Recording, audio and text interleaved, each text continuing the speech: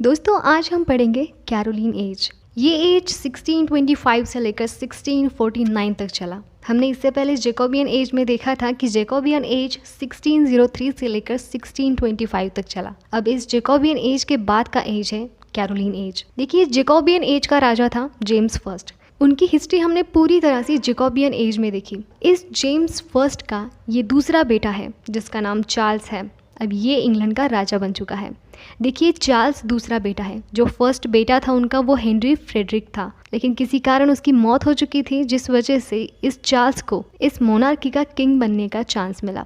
अब चार्ल्स जब इस इंग्लैंड का शासक बन चुका है और उसी तरह से जैसे जेम्स पूरी ब्रिटेन का शासक था, जैसे उसके पास आयरलैंड भी था और स्कॉटलैंड भी था, उसी तरह से जैसे जेम्स के पास पूरे ब्रिटेन की मोनार्की थी, उसी तरह से उसी के बेटे के पास भी, इस जेम्स के पास भी वो मोनार्की अपने आप ही आ चुकी थी। कैरोलिन एज स्कॉटिश इतिहास की एक अवधि है जिसे चार्ल्स फर्स्ट ने खत्म किया था। अब इस एज का नाम कैरोलिन एज ही क्यों रखा? देखिए, चार्ल्स का लैटिन नाम कैरोलस है। इस कैरोलस नाम के ऊपर से उसे हम कैरोलिन एज नाम से जानते हैं। आज इस एज के सबसे अहम टॉपिक्स पढ़ेंगे। सबसे पहला टॉपिक आता है इसका 5th पार्लियामेंट्री मीटिंग्स। देखिए, इस एज में ना इस किंग की इस प्रजा से बिल्कुल नहीं बनी, मतलब इन दोनों में हमेशा संघर्ष रहे और उस वजह से पार्लियामेंट्री मीटिंग्स हुई और ये 5 बार हुई।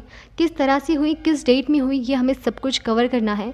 उसके बाद में हम देखेंगे कि किंग चार्ल्स की स्पेन से लड़ाई हुई और क्यों हुई, कैसे हुई। देखिए, हमने इससे पहले जैकोबियन एज में देखा था कि जेम्स एक बहुत ही कुशल शासक था, क्योंकि उसने अपने आसपास के राज्यों से दोस्ती बना के रखी थी, अच्छी खासी दोस्ती बना के रखी, क्योंकि वो सेफ रहे और अपने शासन को अच्छे से चला सके। अब इस जेम्स के बेटे ने, इस चार्ल्स ने उतनी तो समझदारी नहीं दिखाई, उस वजह से अब ये चल पड़ा स्पेन से लड़ाई करने। वो लड़ाई कैसे करता है और इस लड़ाई में क्या क्या होता है ये आगे देखेंगे। इसके बावजूद चार्ल्स एक बहुत ही घमंडी आदमी है। उस वजह से किस तरह से उसकी अपने ही समर्थकों के साथ नहीं बनी। बाद में पार्लियामेंट्री भी उसके खिलाफ हो गया। इनफैक्ट पार्लियामेंट्री प्रजा को सपोर्ट कर रही थी, लेकिन किंग चार्ल्स तो एक तरफ ही था। उस वजह से किस तरह से इस एज में सिविल वॉर हुआ ये जानना बहुत ज़्यादा ज़रूरी है। एक्सट्रीमली इम्पॉर्टेंट है यहाँ पर सिविल वॉर। इंग्लैंड की मोनार्की में ये पहली बात थी जहाँ पर इंग्लैंड के राजा को उसकी प्रजा ने ही फांसी पर लटकवा दिया और उसे मार दिया। तो आज इन सभी टॉपिक्स को हम इसमें ढंग से कवर कर लेंगे। तो चलिए वीडियो को स्टार्ट करते हैं। चार्ल्स जब इंग्लैंड का राजा बना, यानी कि द ग्रेट ब्रिटेन का शासक बना, तब उसकी एज सिर्फ और सिर्फ 12 साल की थी। उसे इसका सही तरीके से ओहदा 1625 से मिला और उसी वजह से हम इस एज को 1625 से लेकर 1649 तक पढ़ते हैं। चार्ल्स जब इंग्लैंड का राजा बना तो उसके 6 महीने के बाद ही उसने हेनरिटा मारिया नाम की एक लड़की से शादी की जो कि कैथोलिक थी। और हमने जेम्स फर्स्ट की एज में देखा था कि यहाँ पर अब प्रोटेस्टेंट का ज़्यादा बोलबाला था। देखिए, धार्मिक बातों में अगर बताऊं तो यहाँ पर इंग्लैंड में 2 अलग अलग ग्रुप्स थे, एक कैथोलिक और दूसरा प्रोटेस्टेंट। अब उस एज में क्या था, ये कैथोलिक लोग इस प्रोटेस्टेंट लोगों को कम समझते थे। एलिजाबेथन एज से ही प्रोटेस्टेंट लोगों का यहाँ पर बोलबाला था। अब जबकि इस चार्ल्स ने इस हेनरिटा मारिया से शादी की थी, ये कैथोलिक थी, उस वजह से अब ये जेम्स भी इन कैथोलिक लोगों को सपोर्ट ज़्यादा करने लगा था। और जबकि यहाँ पर प्रोटेस्टेंट लोगों का बोलबाला था, उस वजह से ये सभी लोग इस चार्ल्स से नाराज थे। जब राजा से ये प्रजा जाकर सिफारिश करने लगी कि तुम कैथोलिक लोगों के राजा ज़्यादा लगते हो प्रोटेस्टेंट धर्म से, उस वजह से यहाँ पर चार्ल्स ने एक बात कही थी कि आप लोग क्यों ना कैथोलिक धर्म को एक्सेप्ट कर प्रोटेस्टेंट धर्म को छोड़ दो। लेकिन पहले से ही प्रोटेस्टेंट लोग खुद कैथोलिक धर्म को एक्सचेंज करवाकर प्रोटेस्टेंट बन चुके थे। उस वजह से कोई भी प्रोटेस्टेंट कैथोलिक नहीं बनना चाहता था। वापस से कैथोलिक बनने की ये जो ट्रिक थी चार्ल्स की, उस पर सभी प्रजा नाराज हो चुकी थी। अब आगे चलकर क्या हुआ, जितनी जेम्स फर्स्ट ने स्पेन के साथ अच्छी दोस्ती बनाकर रखी थी और इसी दोस्ती को इस चार्ल्स ने खराब कर दिया।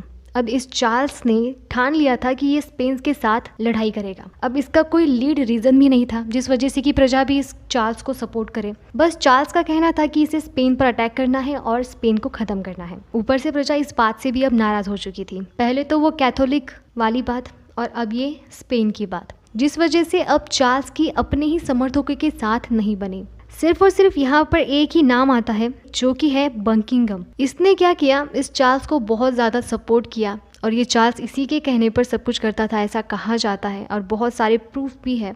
लेकिन प्रजा नाराज थी, कोई भी चार्ल्स का साथ देने के लिए तैयार नहीं था। लेकिन खैर ये राजा था और ये किसी प्रजा को हुक्म देने की बात इसके हाथ में थी।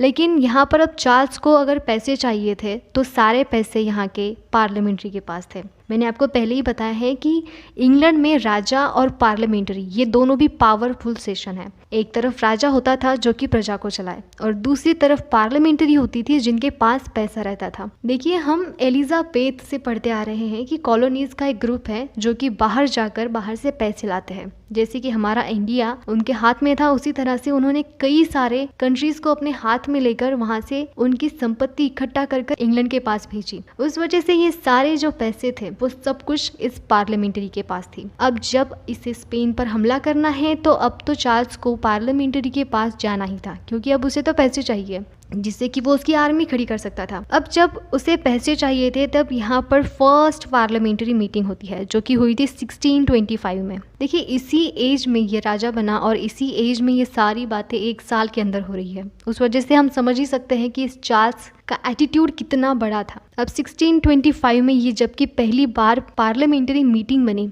और किस लिए? सिर्फ और सिर्फ स्पेन के साथ इसे लड़ाई करनी थी और पैसे चाहिए थे। पार्लियामेंट्री ने ये सब कुछ बातें सुन तो ली, लेकिन पार्लियामेंट्री इस बात से बिल्कुल भी राजी नहीं थी। अब चार्ल्स को यहाँ से तो पैसे नहीं मिले, उस वजह से वो एक साल तक शांत रहा। बाद में फिर उसने सेकंड पार्लियामेंट्री मीटिंग बुलवाई जो कि हुई थी 1626 में। उसकी यही कोशिश जारी रही कि उसे स्पेन से ही लड़ाई करनी है और उसी के लिए उसे पैसे चाहिए थे। इस बार भी पार्लियामेंट्री ने उसकी बात नहीं मानी और अब इस वजह से क्या हुआ, इस बकिंघम ने अपनी रणनीति बनाई और इसी एज में उन्होंने स्पेन से जाकर लड़ाई की। चार्ल्स बिना तैयारी के ही स्पेन पर जाकर हमला बोल देता है और उस वजह से बहुत ही बुरी तरह से यहाँ पर इंग्लैंड हार जाता है। अब चार्ल्स तो हार चुका था, लेकिन यहाँ पर नुकसान हुआ यहाँ की प्रजा का। उस वजह से प्रजा और भी इस चार्ल्स से अब दुखी होने लगी। धीरे धीरे बातें बढ़ रही है। अब देखिए आगे चलकर क्या हुआ। थर्ड पार्लियामेंट्री मीटिंग बनी 1629 में। आपको इन सभी डेट्स को लिख लेना चाहिए क्योंकि ये एक्सट्रीमली इंपॉर्टेंट है। पार्लियामेंट्री मीटिंग्स डेट वाइज आप इन्हें नोट कर लेना या फिर याद रखना। थर्ड पार्लियामेंट्री बनी 1625 में और इस एज में भी इस चार्ल्स की कोई बात इस पार्लियामेंट्री ने एक्सेप्ट नहीं की। आगे चलकर 11 साल तक कोई भी पार्लियामेंट्री मीटिंग्स नहीं हुई, लेकिन 1640 में फोर्थ पार्लियामेंट्री मीटिंग बैठी जिसमें चार्ल्स ने जॉर्ज इलियट को एक झूठे केस में फंसाकर उसे गिरफ्तार किया। अब देखिए जॉर्ज इलियट के बारे में बताओ तो ये पार्लियामेंट्री का एक one of the most character था। उस वजह से अब इस पार्लियामेंट्री के सभी सदस्यों को इस चार्ल्स से बहुत ही ज्यादा गुस्सा आने लगा था। ये चार्ल्स इलियट तो चला गया था कुछ वक्त के लिए और उस वजह से यहाँ पर अब उसकी जगह पर आते हैं जॉन पिम। लेकिन इस एज में भी इस चार्ल्स की कोई बात नहीं मानते और ऊपर से नाराज हो चुके थे क्योंकि इसने बिना कोई रीजन के एक झूठे केस में जॉर्ज इलियट को, उनके साथी को, उसने गिरफ्तार करवाया था और उस वजह से उन्होंने इस फोर्थ पार्लियामेंट्री में भी इस चार्ल्स की कोई भी बात एक्सेप्ट नहीं की। चार्ल्स का ये मानना था कि अगर वो उसके मेंबर को टॉर्चर करेगा तो ये पार्लियामेंट्री के सभी लोग ठिकाने पर आ जाएंगे, लेकिन ऐसा बिल्कुल भी नहीं हुआ। पार्लियामेंट्री बहुत ही ज्यादा स्ट्रांग थी, उन्होंने इस बार भी चार्ल्स की बात ठुकरा दी। अब फाइनली जब फिफ्थ पार्लियामेंट की मीटिंग बैठी वो बैठी थी 1614 में। अब इस पार्लियामेंट्री की मीटिंग में इस चार्ल्स की और इस पार्लियामेंट्री की थोड़ी बहुत बनने लगी। इस वजह से इस पार्लियामेंट्री की मीटिंग चार्ल्स के लिए अच्छी साबित हुई, लेकिन फिर भी ये चार्ल्स अपनी हरकतों से बाज नहीं आया। अब जिस तरह से चार्ल्स ने बदला लिया था उस वजह से पार्लियामेंट्री के पास भी तो पावर थी, उस वजह से पार्लियामेंट्री ने भी चार्ल्स से बहुत ही अच्छी तरीके से बदला लिया। अब ये बदला लिया था उन्होंने स्टैफोर्ड नाम के आदमी को उसी तरह से एक झूठे केस में फंसवा कर। अब ये स्टैफोर्ड नाम का आदमी बहुत ही खास है, जिस तरह से बकिंघम था इस चार्ल्स का, उस तरह से ये स्टैफोर्ड भी इस चार्ल्स का एक खास और करीबी आदमी है जिसे अब 10 नवंबर 1614 में इन पार्लियामेंट ने उसे गिरफ्तार करवाया एक झूठे केस में फंसवाकर, बिल्कुल उसी तरह से जिस तरह से चार्ल्स ने जॉर्ज इलियट को पकड़वाया था। और पार्लियामेंट को तो इसका गुस्सा पहले से ही था। जॉर्ज इलियट का बदला उन्होंने स्टैफोर्ड नाम के एक आदमी से लिया। अब यहाँ पर जब पार्लियामेंट्री इस चार्ल्स के पास आती है इस स्टैफोर्ड के डेथ वारंट पर साइन करने के लिए, लेकिन चार्ल्स बिल्कुल भी मना कर देता है क्योंकि उसे तो ये बात बिल्कुल भी हजम नहीं हो रही थी कि ये ऐसा क्यों कर रहे हैं। लेकिन पार्लियामेंट्री तो अच्छी खासी तरीके से यहाँ पर उसका बदला ले रही थी। जब चार्ल्स ने उसे मना कर दिया तब चार्ल्स को इस पार्लियामेंट्री ने उसकी बीवी और बच्चों को मार देने की धमकी दी। पार्लियामेंट्री ऐसा कर सकती थी क्योंकि पार्लियामेंट्री के पास तो पावर है और ऊपर से प्रजा भी अब पार्लियामेंट्री की साइड में है। चार्ल्स डर के मारे उस वारंट पर साइन कर देता है। ये पार्लियामेंट्री इस बकिंघम को भी मार देती है। 18 जून 1628 में इसे भी उन्होंने पहले मार दिया था। इन लोगों का कट ये भी था कि अब ये लोग इस रानी हेनरिटा मारिया को भी एक ऐसे ही झूठे केस में फंसवाकर उसे भी मार दिया जाए, ऐसा पार्लियामेंट्री का एक करिकुलम बनने जा रहा था। लेकिन ये बातें अब चार्ल्स को भी डर था कि आगे जाकर ये लोग बकिंघम और स्टैफोर्ड की तरह ही उसकी बीवी बच्चों को धोखा न दे। उस वजह से पार्लियामेंट्री की इस हरकतों से अब इस चार्ल्स को इतना तो पता था कि अब वो उसकी बीवी बच्चों को अच्छे से रखे। उस वजह से चार्ल्स ने इस बार अपनी बीवी को 3 जनवरी 1642 में हॉलैंड में भेज दिया। अब जॉन पिम जो कि अब पार्लियामेंट्री के हेड है, तो जॉन पिम इस चार्ल्स के पास आते हैं और उन्हें बताते हैं कि क्यों ना तुम इस आर्म फोर्स, लॉ और चर्च को हमारे हवाले कर दो, हमें उन पर अधिकार दे दो ताकि हम उन्हें अच्छे से संभाल सके। और एक तरफ से ये बात बिल्कुल भी सही थी, क्योंकि चार्ल्स तो इन सारी बातों को बिल्कुल भी अच्छे से हैंडल नहीं कर रहा था।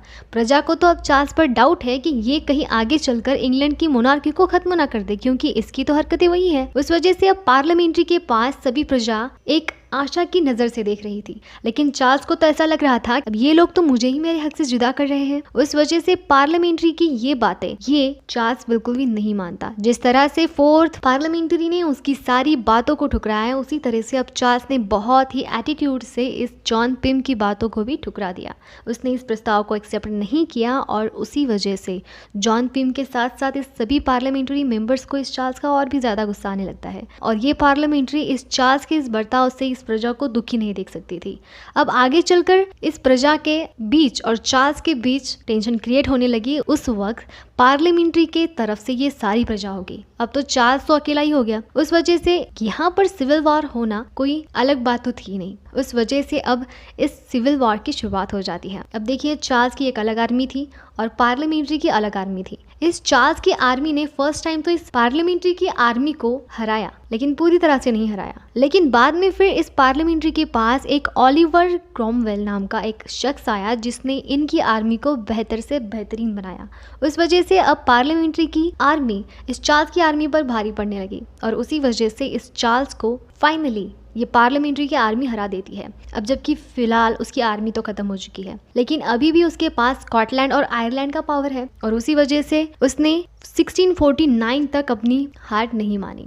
लेकिन फाइनली 13 जनवरी 1649 में इस पार्लियामेंट्री ने उसे एग्जीक्यूट करवाया, उसे किंग होने का अधिकार उससे छीन लिया और उसी वजह से इसी डेट पर उसे यहाँ पर फांसी लगवाई गई। इंग्लैंड की मोनार्की में ये पहली बात थी जहाँ पर इंग्लैंड के राजा को उसकी प्रजा ने ही फांसी पर लटकवा दिया और ये बहुत ही शर्मनाक बात है इंग्लैंड की मोनार्की में, क्योंकि अपने ही राजा को मार देना ये बहुत बड़ी बात थी। क्योंकि हमने देखा था कि एलिजाबेथ में तो राजा को बहुत रिस्पेक्ट होती थी। उनका तो ये कहना था कि राजा को गॉड ने भेजा है और गॉड ने ही उन्हें अधिकार दिया है कि वो लोगों को संभाले और लोग भी उनकी माने। उस वजह से तब के एज में उसे गॉड की तरह ही लोग पूजते थे। लेकिन इस एज में हम चार्ल्स को देख रहे हैं, इसके साथ ऐसा कुछ नहीं हुआ और उसी वजह से इस चार्ल्स के साथ साथ इस स्कॉटलैंड की भी यहाँ की मोनार्की अब खत्म हो चुकी थी। अब सबसे आखिरी में मैं यहाँ पर एक पेंटिंग के बारे में आपको बताना चाहती हूँ। देखिए, इस पेंटिंग को इस वजह से मैं बता रही हूँ क्योंकि कैरोलिन एज को ये पेंटिंग जाहिर करता है। देखिए, ये एक one of the most important painting है जो कि बनवाई थी एंटोनी वैन डिक नाम के एक पेंटर ने,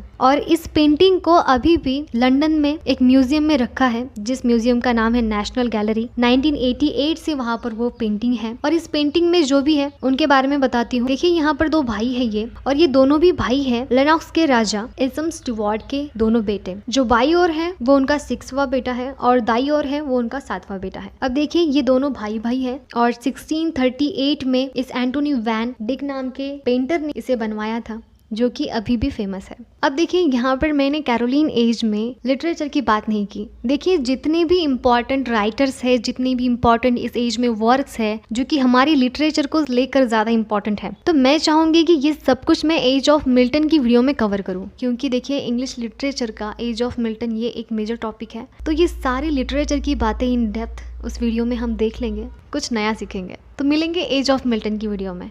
तब तक के लिए थैंक्स फॉर वॉचिंग।